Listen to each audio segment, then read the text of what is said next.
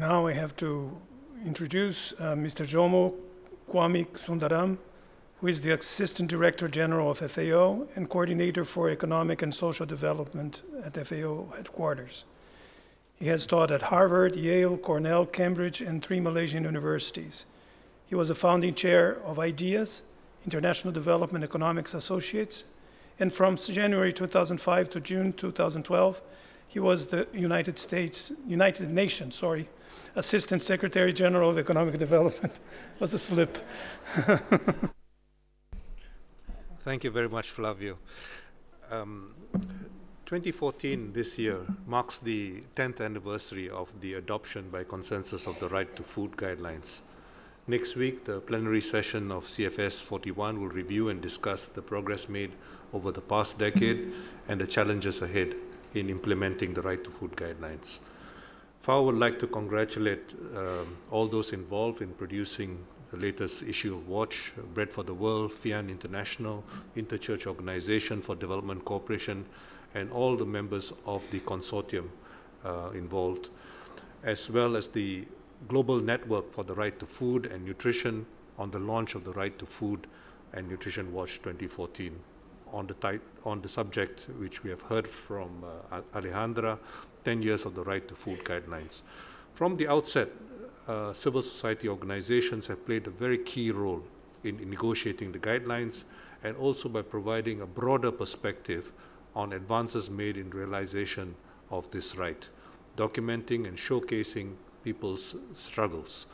As such, the report represents a very important contribution to celebrating the 10th anniversary of the adoption of the Right to Food Guidelines.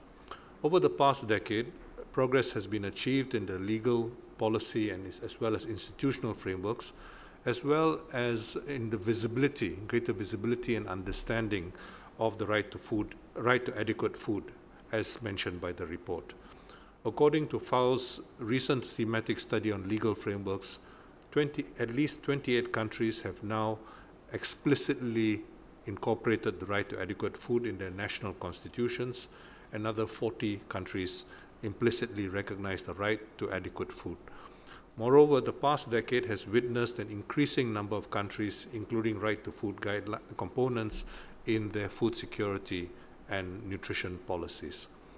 What is more, a considerable number of institutions at national, regional, and global levels have been established or strengthened to reinforce coordination and implementation of further actions to realize the right to adequate food.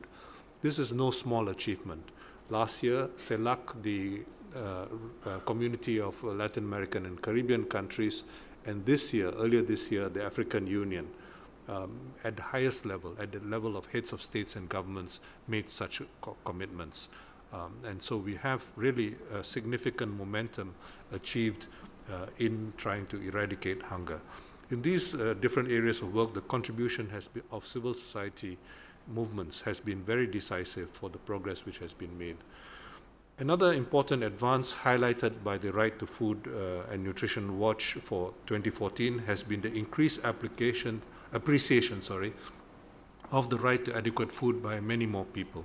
Notably, through the engagement of CSOs and the work of FAO, advances have directly resulted in greater emphasis on the right to food in various settings as well as at various levels. All this has resulted in explicit inclusion in recently adopted key documents where the realization of the right to adequate food is an overarching objective. While acknowledging the advances of the past decade as well as the potential and opportunities they offer, it is very important to recognize that much, much more needs to be done. 2 weeks ago, we announced that our latest estimate for the number of hungry people, of chronically hungry people, this means that you basically have to be hungry for a full year to qualify to be chronically hungry. And this basically refers to whether you have adequate dietary energy, carbohydrates, that's all. The number is still over 800 million. So what Andrea referred to, the objective of halving the number of hungry people in the world in 1996 has not been achieved. We are far from it. We have reduced the number of hungry people by less than 20%. This is not a great achievement. although we are quite close, but still fall short of the MDG 1C target of having the proportion of hungry people. We are far from the World Food Summit objective of having the number of hungry people. To this end, the report underlines important challenges, I think, which require special attention and effort in the years to come to make realization of the right to adequate food a reality for all. There's particular emphasis put on policy coherence, and I think this is very important to recognize. In most countries of the world, we do not have any ministry or agency responsible for realizing the right to food. This is very important to recognize. You have ministries of agriculture, and the achievement of ministries of agriculture, for example, is measured principally by how much agricultural products you produce, how much it is worth, how much you export, and so on and so forth. Whether you feed people adequately is rarely a criterion for the success of agricultural ministries. All this has to change, and it's precisely for this reason that we see that this linking of food security to nutrition has been especially important in this regard. A much more comprehensive approach to food systems could put greater emphasis on access to food, ensuring more inclusive and empowered popular participation and stronger cooperation with civil society and social movements. These challenges stress the need to strengthen implementation of the right to food guidelines, which provide practical ways to address them and to accelerate realization of the right to adequate food for all. Eradicating world hunger is at the core of FAO's mandate. When you come in, it's on the marble slab on the right, in all 6 UN languages. It's also a central objective of international cooperation. Over the years, FAO has supported implementation of the right to food guidelines in close collaboration with governments, civil society organizations, other UN agencies, academia, and other partners. This report is a timely reminder of the need for coordinated approach and for stronger partnerships. The timing is also very good. This weekend, from Friday afternoon right through the night into the following days, Saturday right through the night, and on Sunday, we don't know for how long, we hope to be able to negotiate and conclude agreement on a framework for action of the Second International Conference of Nutrition. This is very important to recognize because this is perhaps the first time at the international level, at the intergovernmental level, we are focusing on food systems. You have to remember that when it comes to nutrition, there are other approaches available. Last year, for example, the very influential journal of the British Medical Association, The Lancet, emphasized that for about 10 billion US dollars per year, you could address micronutrient deficiencies. Now, but this would be disembodied from food. And this is why the emphasis on diversified diets in relation to food systems becomes so important and so crucial in the discussions which are coming up over the weekend. So I hope that the timing of this launch will enable us to influence the discussion which we have on not only on hunger but also on hidden hunger, which refers to micronutrient deficiencies as well as other challenges of malnutrition. The timing of this report is also important because, as you know, 2 weeks ago, the general debate of the United Nations General Assembly began. And this general debate will lead into consideration of the post-2015 development agenda.